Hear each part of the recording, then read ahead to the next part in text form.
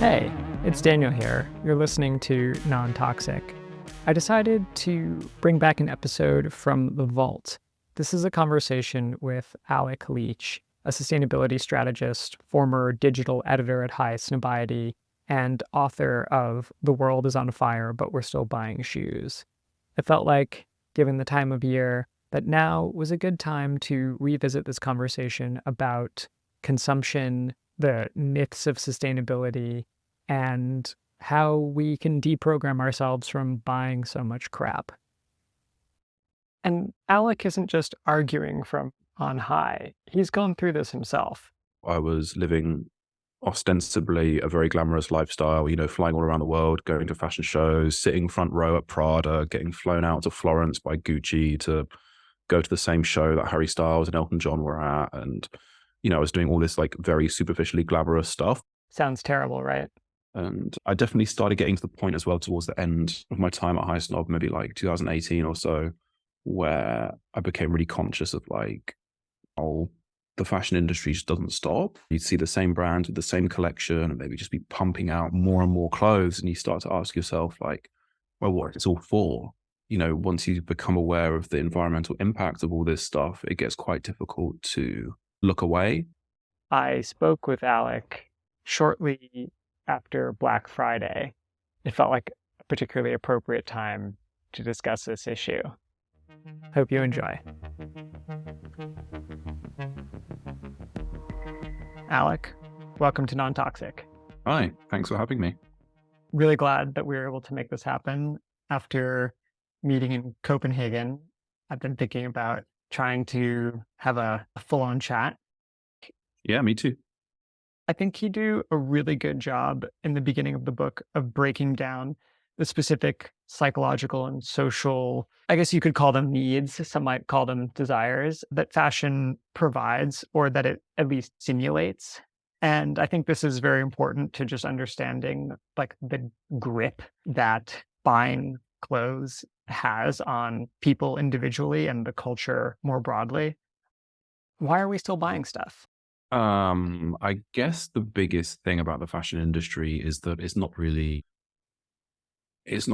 so much about making clothes anymore. It's more about a giant machine that produces clothes with a very sophisticated marketing engine sort of powering it. There's more than enough clothes in the world already. And the only reason I think we keep continuing to buy at the rate we do is because there's so much symbolism about what clothes mean, and because buying clothes has essentially become, supposedly an essential part of modern life. Getting dressed and showing yourself to the world through clothing is like such an emotional experience. And it's so, deeply rooted with like how we view ourselves and how we want the world to see us.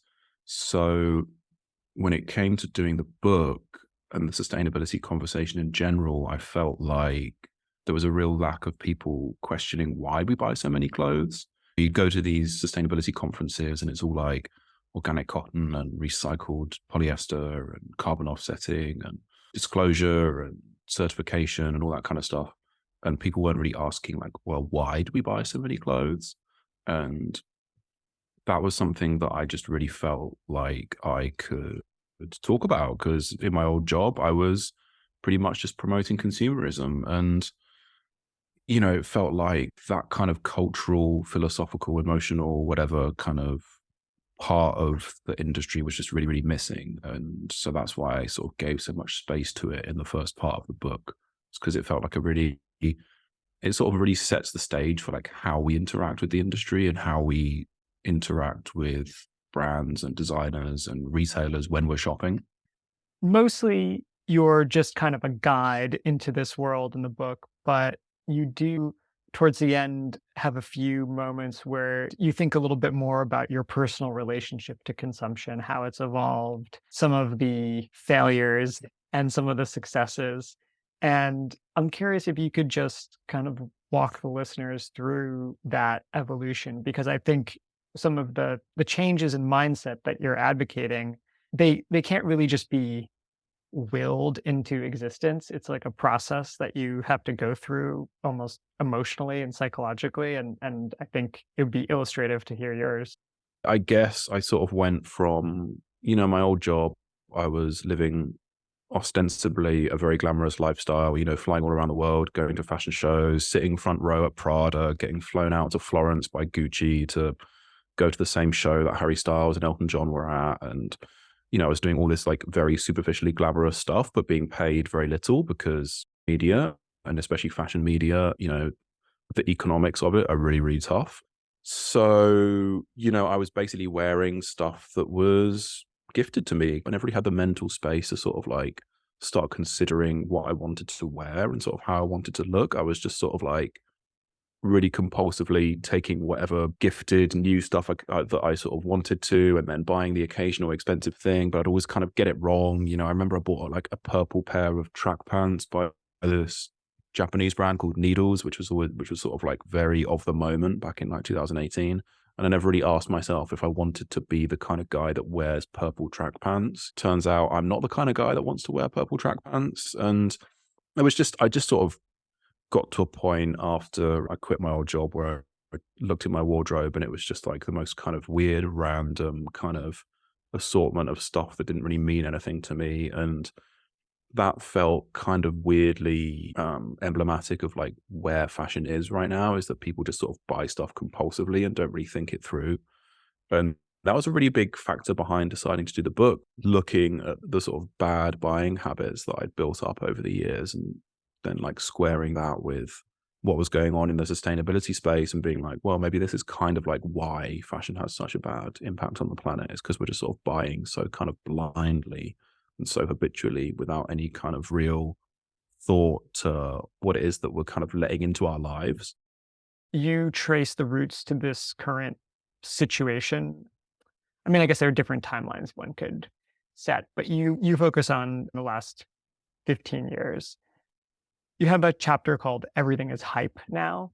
Can you talk a little bit about hype and what it's done to the fashion industry and to our relationship to consumption? I guess I would say hype is what happens when people are excited about something online. I think generating excitement for things online is sort of the main tool brands have now when it comes to trying to reach consumers and trying to get people to buy new things. And sort of like a really cynical leveraging of that has been a pretty important part of the kind of mass market end of the fashion industry in the last 10 years, I guess I would say. The sort of business model that Supreme had, it started getting replicated across the industry. And for those who don't know, Supreme is a skateboard brand turned streetwear fashion global megalith. So especially at the luxury end, you had all these massive fashion houses that were essentially owned by a couple of enormous conglomerates, sort of replicating the idea of collaborations and drops and artificial scarcity and things being limited. Essentially, like, the idea is, someone like Supreme basically uses a lot of really smart mechanics to make its clothes have more social currency than they would otherwise. One of the ways that they would do that is by making supply less than demand, which sounds kind of counterintuitive. But if you kind of keep supply just lower than demand, and if you only make like 80% of the hoodies that you can sell, and you sort of do that across the whole collection, it means that in the longer term, there's this real aura of kind of, well, I can't get hold of this, so I need to try even harder to get hold of it. You really like build that aura around the collection. And that's sort of really been used as like a long-term strategy for making the brand seem a lot more kind of desirable than it would be if everything was more easily available. Historically, shopping has been gendered as a female activity, right? And the quintessential shopper is a young woman. That's what people used to imagine. Mm-hmm. I think that the idea of a hype beast has really changed that in some ways, for better and mostly for worse. Consumption as sort of your main identity or kind of habit of mind is now something that any gender can enjoy. What is the hype beast, and like why is this a significant figure for explaining the predicament we're in these days? It's this like young male consumer that like really loves to spend money on products mainly to do with their backstory and their sort of cultural symbolism rather than the actual aesthetic, I would say.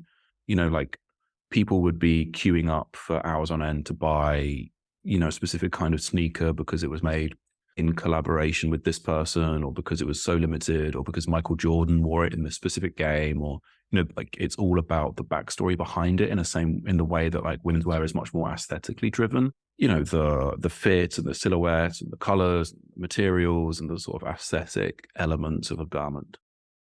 Whereas so much of this hype beast kind of consumer model was based around what the products mean in a way that sort of really called to mind, like, Pokemon or like Magic the Gathering cards or something. It was like a real dorky kind of young men's form of consumerism, but it's been like pretty much the most influential kind of force on the fashion industry in the last few years, because now everybody does collaborations and, the seasonal model where brands would release clothes like every 6 months, spring, summer and fall, winter. This now became more an idea of every week or every month there would be new drops, which was also a huge thing that was pioneered by brands like Supreme. They did have seasonal collections, but they'd be broken up into like weekly or monthly installments. And that's something that's also been replicated across the rest of the industry as well. Is the consequence in terms of the amount of stuff that people are buying? We buy more clothes than ever. It's a really, really intense effect on kind of like turbocharging people's shopping habits, specifically young men. But, the model also works across the industry because it's also a very effective way of appealing to women as well. Kylie Jenner Cosmetics has drops.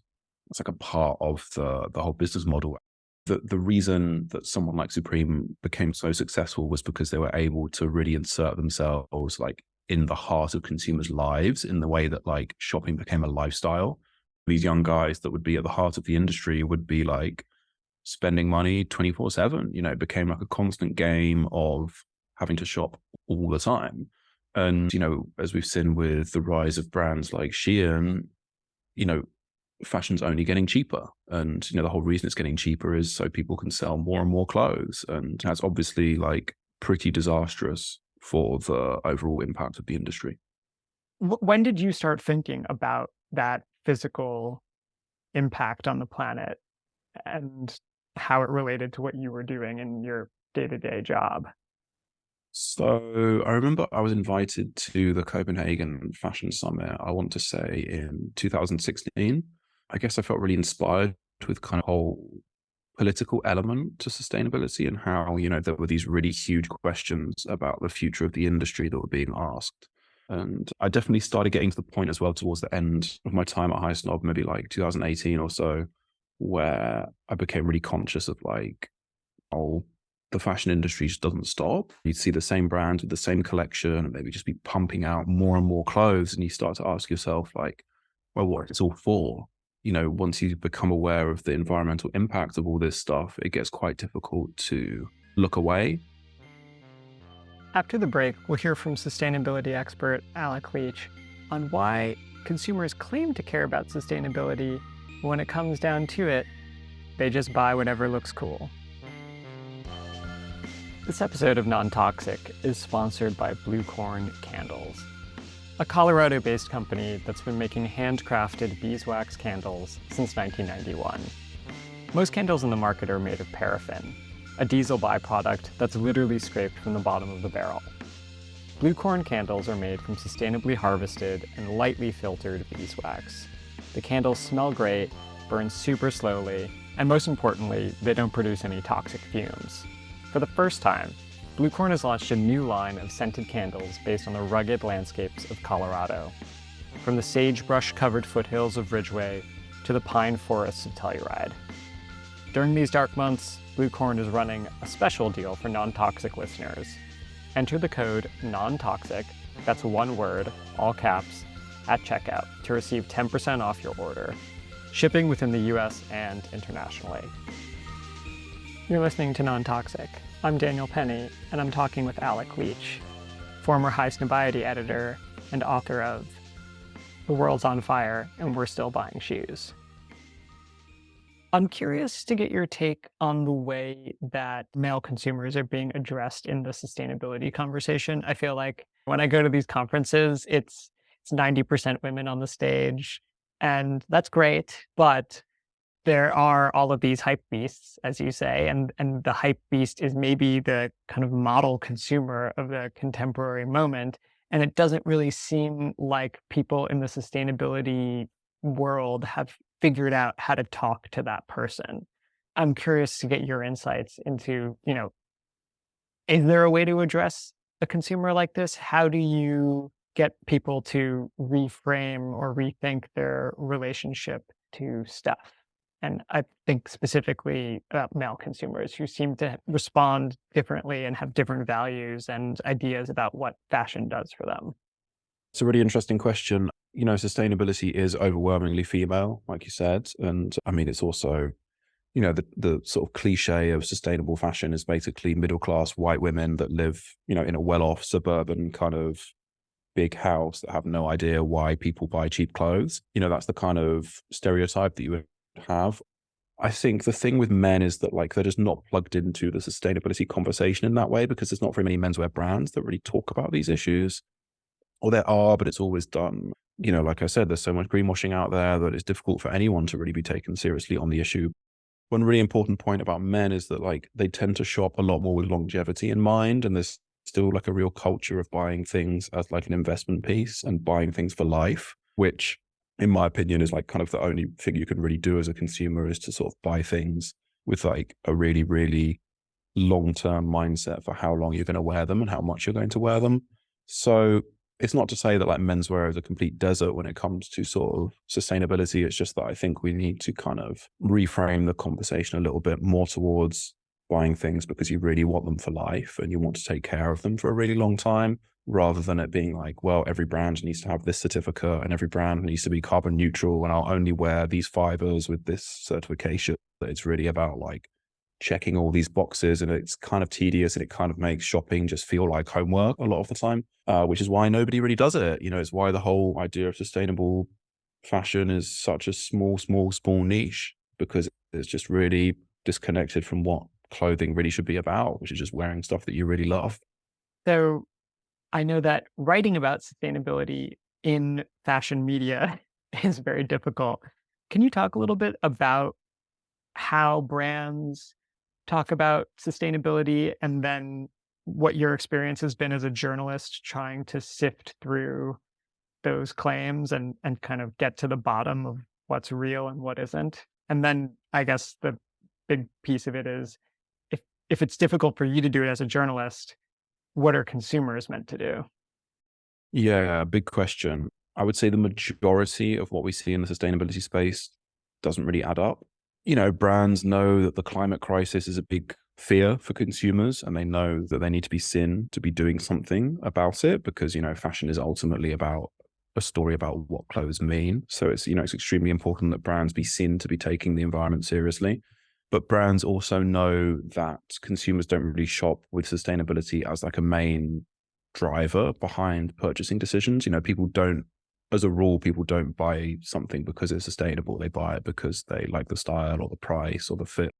So that means there's no real incentive to actually being sustainable. So brands basically just pay lip service to it and, do a green collection or make some stuff out of apple leather or say that in 15 years time, they'll be carbon neutral by planting a load of trees. The incentive to reduce the impact of making those clothes isn't really there because they just pay, companies in China or Italy or Turkey or Tunisia or wherever to make the clothes for them. So why would you then pay those companies that you don't have anything to do with to be more sustainable? Yeah, what you're talking about now, I think, is also one of the more vexing problems, which is if things are going to get better, there is going to need to be a huge amount of capital investment. And where's that money supposed to come from? If brands don't actually own their own supply chains, they're not going to pay to clean up their act. And the manufacturers don't have the capital to make it happen. Yeah, it's a really tough one. Fashion needs to be regulated. It needs to be an industry that where rules are kind of in place to ensure that proper chemical management and proper emissions reduction, as well as, fair wages and human rights are sort of built into the system. Because until now, governments never really took the industry seriously when it came to regulation, because it was never an issue of like protecting consumers. If you're in Belgium or Delaware or wherever you are, like clothes aren't going to harm you in the same way that pharmaceuticals and food and cosmetics could. Politicians and governments are starting to wake up to the fact that like this is an industry that actually needs to be regulated because it has such a huge impact on the planet. And there's a piece of legislation coming up in the New York State Assembly in early 2024 called the Fashion Act, which would basically put all of these much needed regulations in place and would require any global brand with like a significant amount of revenue, I think it's over $100 million, to conform to some pretty strict sustainability criteria. So that to me is the only real way that we will get a sustainable industry, because right now there's no business incentive for it. And that's why we get so much greenwashing. If we want fashion to be a lot more in line with the kind of world that we want to live in, we just have to open ourselves up to the fact that governments need to regulate it. Because before, these companies can just roam the world doing whatever they want, and because there's no harm to consumers in the markets they're selling in, then nothing else matters to anyone. And there's a real lack of democracy and accountability in that. And, as is the case so often with like the climate fight, is like what we're really talking about is just creating accountability and democracy in a lot of these spaces.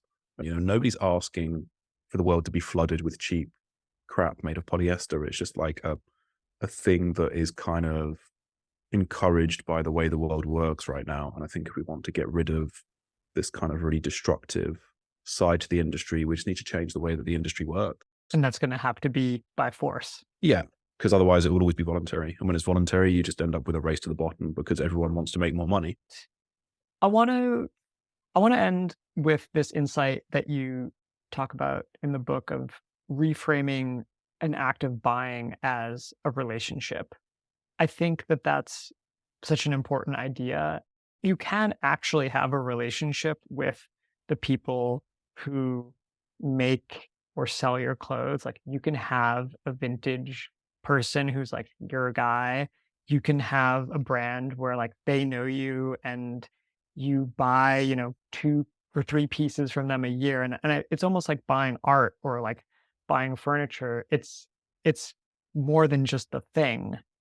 It becomes a way to like have a connection that's a little bit more authentic. And I'm curious just to hear about like what that relational framework means to you, and how fashion becomes not about fetishizing a commodity, but about having relationships with other people. Yeah, I think, the sort of model I come back to in the book is the idea of like new purchases being a relationship. You need to be ready to sort of like put a bit of effort into your wardrobe and, just really basic stuff, like really thinking really carefully about the care label and making sure that you're taking really good care of your clothes and it being something that you really want in your life actively, rather than it just being this compulsive thing that you do just to scratch the itch, which is what so much of shopping is about. It's just like, I'm bored, let's go buy some clothes.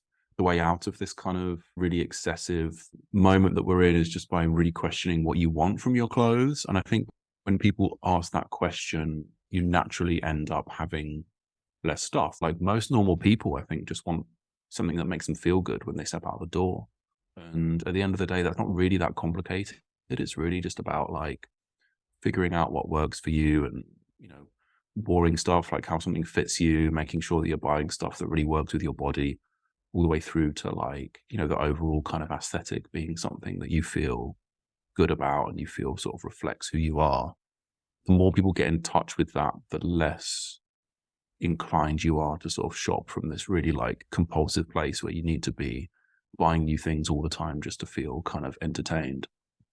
Where can people follow your work? Because I know that since the world is on fire, but we're still buying shoes has come out, you started a Substack. Let's say I want to transform my relationship to fashion and I need a steady drip of your insight. Where can I find that? Well, you can buy the book from alecleach.com. It's also in a ton of bookshops, or you can buy a digital version for a Kindle. And then, yeah, like you mentioned, I've started on Substack now. So I'll have a weekly newsletter that has a lot of paid, but some free content for people to read. And that's really about kind of getting a lot more kind of granular and getting a lot more in depth into the way the industry works. Like a post I did recently was looking at the overall economics of the industry and how that kind of encourages really excessive markdowns during Black Friday and during the season that we're in right now, which is basically markdown season. I liked your piece about the Russian oil winding up in polyester. I think if people want a sort of overall picture on how to have a more kind of healthy relationship with fashion, my book's a great place to start. But especially for people working in the industry, then the Substack is also, I would hope, a really helpful resource for kind of making sense of how the industry works in this current moment of many, many crises. Alec, thank you so much for coming on to Non-Toxic. Thanks for having me. Pleasure to be here.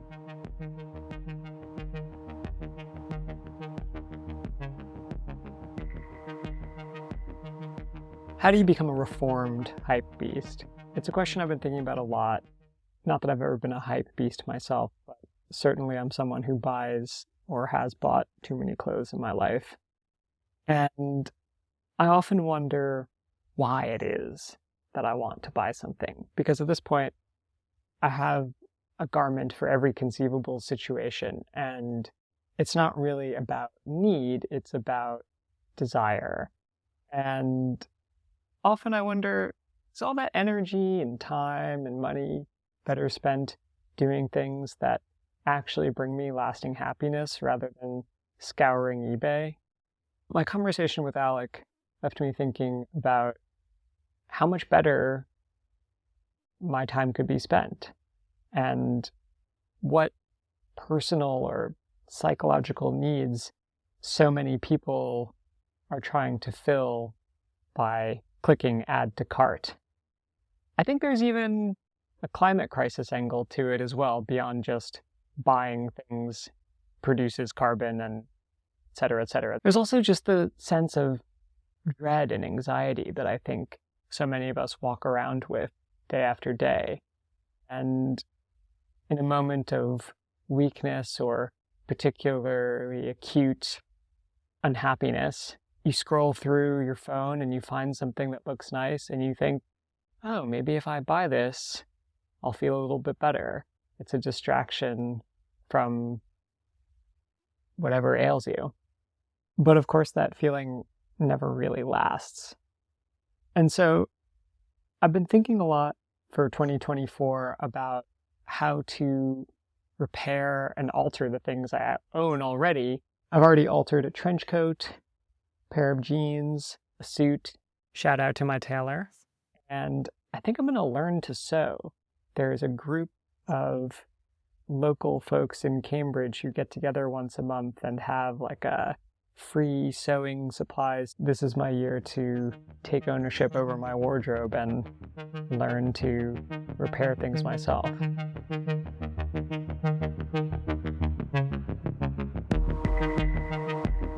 That's it for this episode of Non-Toxic. As always, I'm your host, Daniel Penny. Next week, we'll hear from the photographer and artist, Richard Moss, who's got a new show up at Jack Shaman Gallery called Broken Spectre about deforestation in the Amazon. It's a mind-bending exhibition, and if you're in New York City, I highly encourage you to check it out yourself. But if you can't make it in person, our conversation is perhaps one of the best ones we've done on this show. This episode was produced by Loose Thread Studios with help from Andrew Lewis. Art is by Sam Creasy, and the music is by Nathan Sharp. This episode is sponsored by Blue Corn Candles, but the real sponsors are listeners like you, and we need your help. Go to patreon.com/nontoxicpodcast and sign up to become a supporter today. Thanks for listening,